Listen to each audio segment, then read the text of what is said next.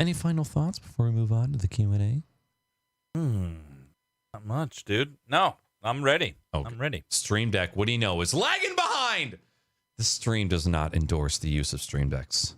They're terrible. I'm just kidding. They're actually really great. But for some reason, I think I have a dud because mine fucks up a lot. Like a lot. So maybe I'll fucking replace it one day. Okay, time to get on to the Q&A. We're taking questions that you guys have submitted throughout the majority of the duration of the show, and we're going to get into those questions now. We are no longer taking questions, so if you haven't gotten it in, I won't see it. I'm sorry. I love you. Fuck. There they are. Okay. First question. This one comes from American Aero Pilot. Knackers, what happened to your hair? It died and fell out. No joke. It was like 2 years ago. My hair started thinning, and then it got to the point where I was looking at my scalp every single day to see if there was a way that I could part my hair a certain way so that it wouldn't be noticeable. And then I got so fed up that I just started shaving my head because I was getting annoyed at worrying about what my head looked like. So I just shave it, and my life is way easier.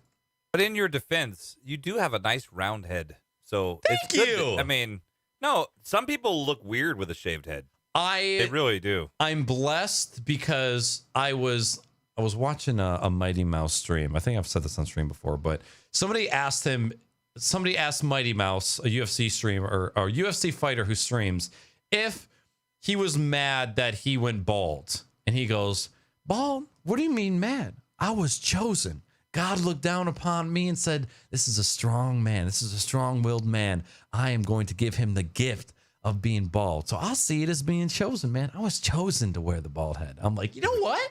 That's a great fucking way. So I am lucky that A, I was chosen to wield the bald head, and B, I was lucky enough to have a normal shaped head in order to wear it. So, and for that, you can thank your mom's vagina.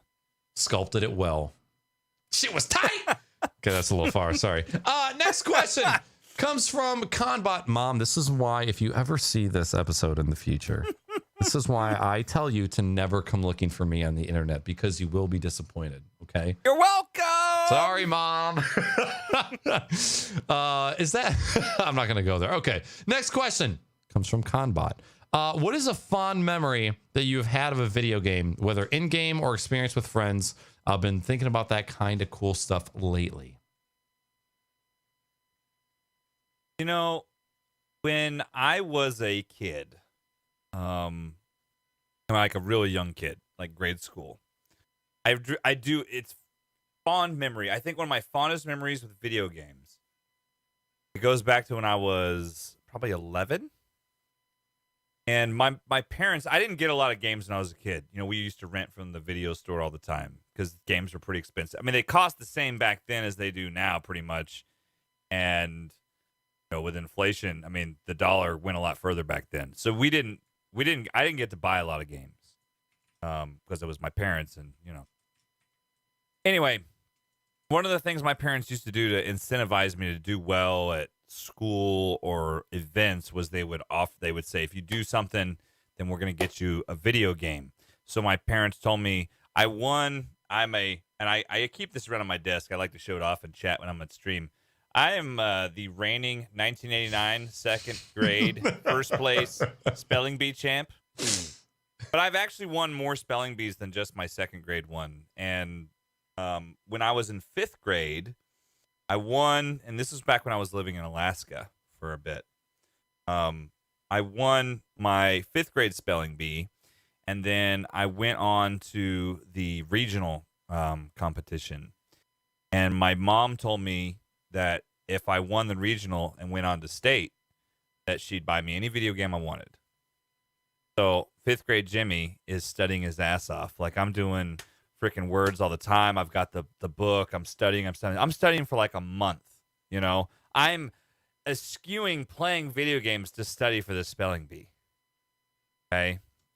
And I make it to like the final round. Like, I'm in like the top 8, and it's finally my turn to go up and get one. And I've already spelled some really hard words like coulage, which is coulage.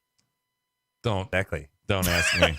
And whatever. And I went out on a word that I should not have gone out. I can't remember what it was. I wish I could remember that part of the story, but I honestly don't remember the word that knocked me out. Charcuterie. But I was, it might have been.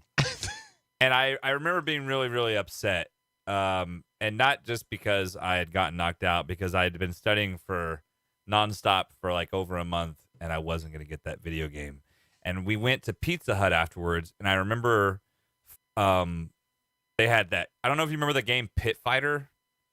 It was an old like Atari game called Pit Fighter, and they had an arcade machine. I never had an Atari.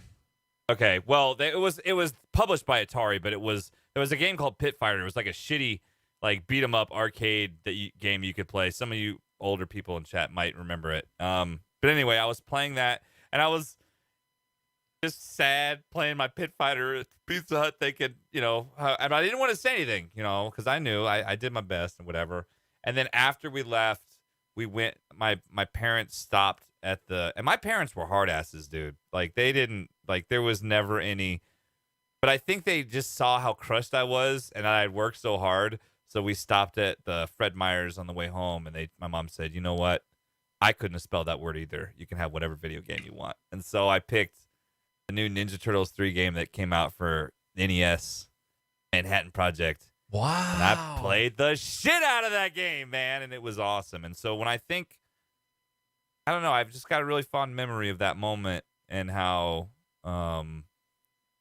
it was just, I was so happy to get a game. Like, I can't ever think a time in my life that I was so proud to have gotten a video game as that moment. It's a great moment. Okay. And I want you to hold on to it. Yeah. But you are the reason that participation trophies are a thing in 2018. And you should be ashamed of yourself. You didn't earn that game. Take that memory and throw it out the fucking window. Participation what they trophy. should have done is they should have taken me to Fred Meyer's. Mom said, "What game did you want to get?" And I would point at the Ninja Turtles 3 in the stand. She goes, "Oh, you want this game? Well, then you should have done better at the goddamn spelling bee, son. Let's go back to the fucking car. Just frisbee that shit." Here's 2 more quarters for Pit Fighter. That's all the shit you're playing. No, that's a super wholesome story. That's actually because the fact that your mom admitted that she wouldn't have been able to spell it either, and that was the thing. She said she wouldn't be able to spell that one in like the 3 words I spelled previously, and it was a tough competition. Mm-hmm. And it was just. I mean, you don't get trophies like this without being a badass. This is true. You don't. Yeah. So. My answer to this question.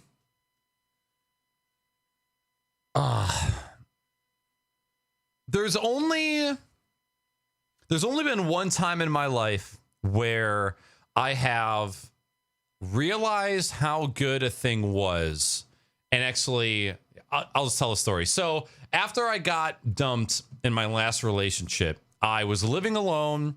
I was streaming. I had a full-time job, and the only responsibilities that I had was to go to work, do my thing, come home, and exist. And so after getting broken up with, living by myself, being alone most of the time, I pretty much kind of cut myself because like my group of friends that I was hanging out with in my last relationship were all friends in my ex's circle. And so it was very hard to like be like, oh yeah, I'm just going to go hang out where I know I'm normally doing, but it'll be fine. So in that time, I would drink a lot of alcohol and play a lot of Rocket League. And there was a time where I was in our old gaming community's Discord, and almost every single night I was in the Rocket League channel playing Rocket League with like Mr. Vansman, Mr. 42, and who are 2 of my best friends, and a bunch of other guys. And we would just drink, talk shit, and play Rocket League. And there was one time where I was like, okay, I got to go up and get another beer. And this is like when I got my fattest, by the way, because the amount of alcohol, I would drink 7, 8, 9 beers in a night over like a 5-hour period. And I would just do that over and over and over and Oh over yeah, again. that's a lot of calories, man. And Oh, I yeah. remember like sitting back and obviously wasted at the time and just going, man, I'm single. I have no responsibilities other than work. I get to play video games for like 40 hours a week. I'm spending time with my best friends. And I remember thinking to myself, this is not going to last. And I'm going to be sad when it's not this way. Because like, even if my life stayed exactly the same, your friends are going to meet a girl. Your friends are going to move. Your friends might move on from video games. Like, you never know what's going to happen. And I remember just sitting there in that moment thinking, like, this is, even though I was so fucking depressed because, like, I just gotten dumped after a 5.5-year relationship. I'm by myself playing video games all the time. I mean, a lot of people have heard me say this, but Weenie actually saved me from going down deeper into a very, very dark part of my life. So I just remember being there in that moment thinking it's never going to be this good again. And by good, I mean depressed, overweight, playing video games for 40 hours a week. Like, you know, it's just like, man, it was like being 18. You know, it was like, Yeah. I know what you mean. Yeah, it's like, I don't give a shit about anything at all. Yeah. And that was the only time in my life where I've been able to stop in the middle of something and go, you have a good thing, enjoy it while you can, because it's not going to be there forever. Well, I can tell you this, and I know I've said this to you before, but having known you before Weenie and after Weenie, you are a much happier and better dude with her around. So 100% agree. You guys are a good duo, and I'm glad you guys met. I am. Thank you, Mr. Twitch. Yeah, no doubt. And I guess my other story doesn't really compare, but I just remember when I was like 19 years old, I had just moved out of my parents' house into my then girlfriend's house, and I had Xbox Live, and I would just play Halo 3 with a bunch of my buddies for hours and hours and hours. And that just like that 4v4 online experience on Xbox was like one of the best times ever. And dude, it'll never be the same. Oh, dude, I used to love freaking playing Halo 2 when I was in Iraq, and we used to link up our Xboxes, and we played when Halo 2 came out when I was in Iraq, and I was on R&R back in the States for like 2 weeks, and I picked up a bunch of copies, took them back, and we were living out in Iraq in the desert, and we linked up all our Xboxes, and we're playing Halo 2 at night, off shift or whatever, in the middle of the desert, playing, you know, swords and frickin' shotguns and shit like that. That was some fun, man. That was some fun. You had to deal with fucking actual flood over there in Iraq with those fucking crabs and shit, dude. Yeah, there was some crazy shit out there, man. God. Was. So that question was from Conbot. Second to last question from Good question. Very good question. Conbot. Yeah. You guys, you know, one of my favorite parts about the podcast is answering the questions that you guys supply, because you guys give us some great fucking questions. So thank you. This one's from Magic Monkey. Are you excited for Fallout 76, it being a multiplayer this time around? I'm reserving my judgment for some of my friends who play a lot of multiplayer. I don't play a ton of multiplayer stuff, but I do trust my friends that do, including you. So I'm going to wait and see what they think. But, I mean, got the pedigree. I mean, for sure. It's got the pedigree given the fact that I don't think Bethesda's going to release a steaming pile of shit. So right. I'm thinking it's probably going to be cool, but I just want to see how it plays to see if it's something that I would want to play. I think it might be something that I might enjoy watching more than I enjoy playing. So if that's the case, I may not get it, but I'm hoping it turns out well, because I know there's a lot of people that are excited for it, and I really do want it to be good. So I am excited to give it a shot. I am also fearful that is not going to be my type of game. I enjoy Fallout games. I had a great time with Fallout 3. I got bored of Fallout 4 like 30 hours in. I still had fun. I don't know if this is going to be a game for me, but I'm still going to be giving it a shot. I think it's a cool take on their version of the game. while factoring in like the survival aspects of it. I'm trying not to look too much into it. I feel like I've missed out on a lot of great video game experiences because I've been too judgmental or been too cynical based on what I've seen and what I've watched. I'm not going to watch anybody stream it. I'm going to buy it when it comes out. I'm going to buy it, wait for like the news articles to come out within the first week, bugs, performance, replayability, all that stuff, and then I'll most likely buy it. But I'm pretty pumped for it. It wasn't until I saw this question that I realized I would much rather play Fallout 76 in VR than I would just sitting at my computer playing it. When does it come out? The open beta is later this month, I believe, if I'm remembering correctly. Because does it come out this year? Yeah. Fallout 76 beta will kick off October 23rd on Xbox One. If you have pre-ordered it. So if I see anybody in Discord that noise. or on Twitch playing Fallout 76 before October 30th, just know I'm going to block and ban you because I know you pre-ordered. Conbot's gonna be freaking playing that shit. Come on. So yeah, it says open beta for Xbox One is October 23rd. The company will open up the beta on PlayStation 4 and Windows PC 1 week later on October 30th. So then, yeah, I'm guessing the game's going to be coming out later in November, full out. Really? Okay. November. Magic Monkey saying November 14th. Okay, sounds about right. Wow. That's enough time to do the PC and the... Wow. It's actually interesting to see that the beta is coming out for the Xbox first and then PC and PS4 later. Like PC and Xbox aren't from the same manufacturer. Like, what the fuck? It is weird. Is this allowed? They might have fucking Microsoft might have thrown some money. 100%. All right. Last question. From Pineapples. Piney! Earlier you said that 4 out of 5 years of your streaming career weren't as good as your 5. What have you changed on professional level to improve? It's a amalgamation of a lot of different things. Good word, by the way. Thank you. Yeah. Got that one from my word calendar right before we started today. When I got introduced to Twitch, I knew like what my understanding of Twitch was, this is a website where you can broadcast your gameplay to your friends so that they can watch. I did not know that people were making livings off of streaming their video games, and like I didn't understand the aspect of communities and like just like growing a brand. Like I just saw it as a website where you just broadcasted your video game gameplay. So I got into Twitch just showing my friends what we were playing.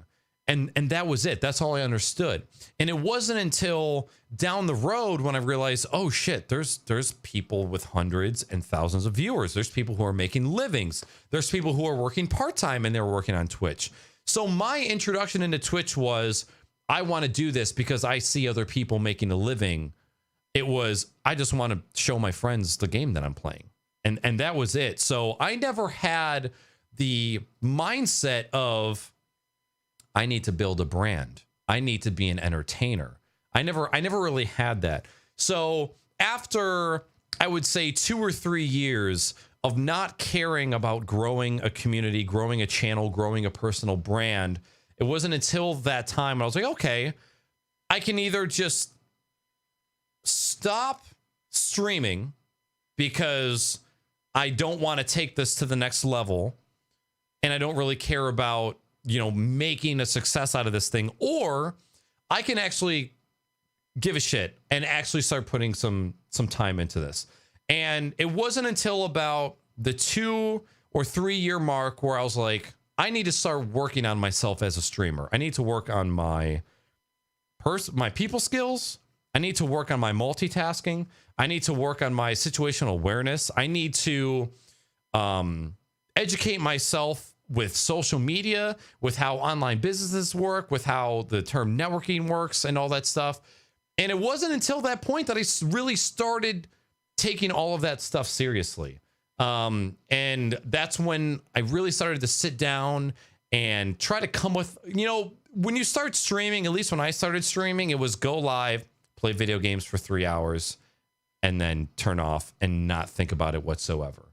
And then you get to the point where it's like, oh, well, I'm writing scripts for shows and I'm brainstorming ideas for shows, and you start testing out things, finding out what's working. You start taking your graphics into consideration. You start considering hardware to further the production value of your show. So it was just a combination of all that stuff. Like that's when Bozo was always part of the show. He always sat within the webcam's field of view. He didn't really become a part of the show until the past year or so. And it's when you start realizing, okay, hey, do I really want to put some effort into this? Do I really want to try and make something? Do I want to make a show instead of making a stream?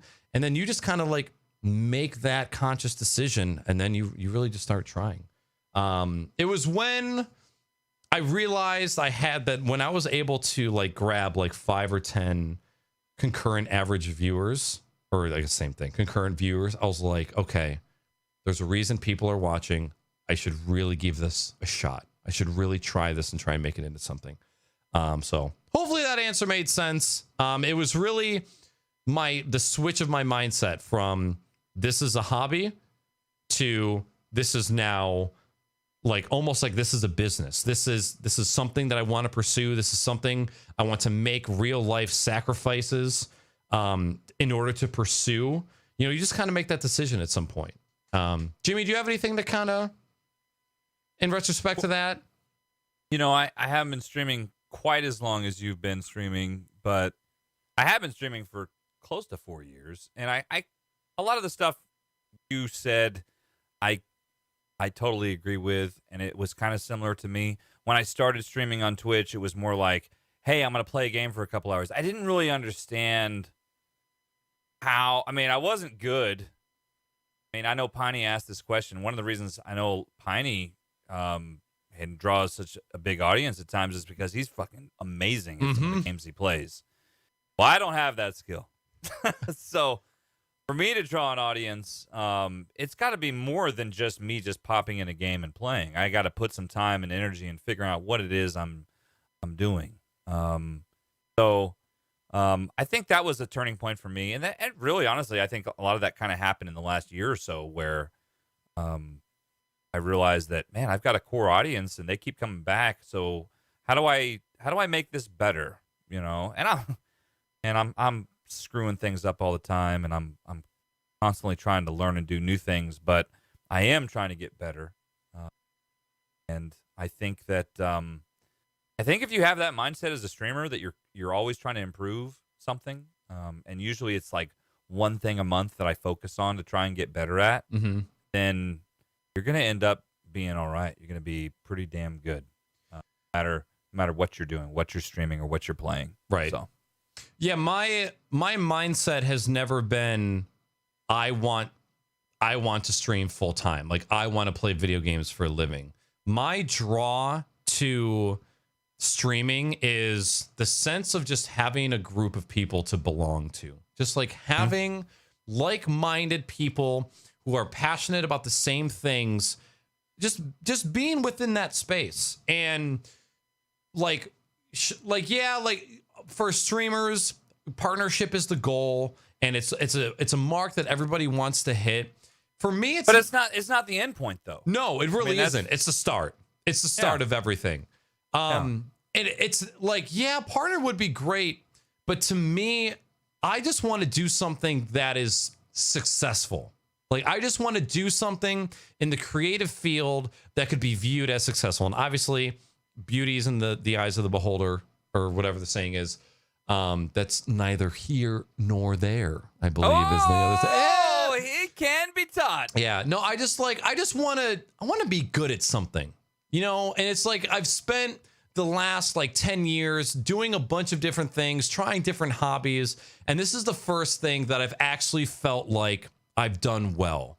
And that's kind of my drive to just keep going with it. I love being around people who love the same shit, who whose passion is to build up everybody around them, to further their knowledge and whatever they're passionate about, and to just to belong to a group of people who love what they do every day. And like before Twitch, it was my last gaming community. That was my other half of my life, which is being in that gaming community and being around other people who also love that too.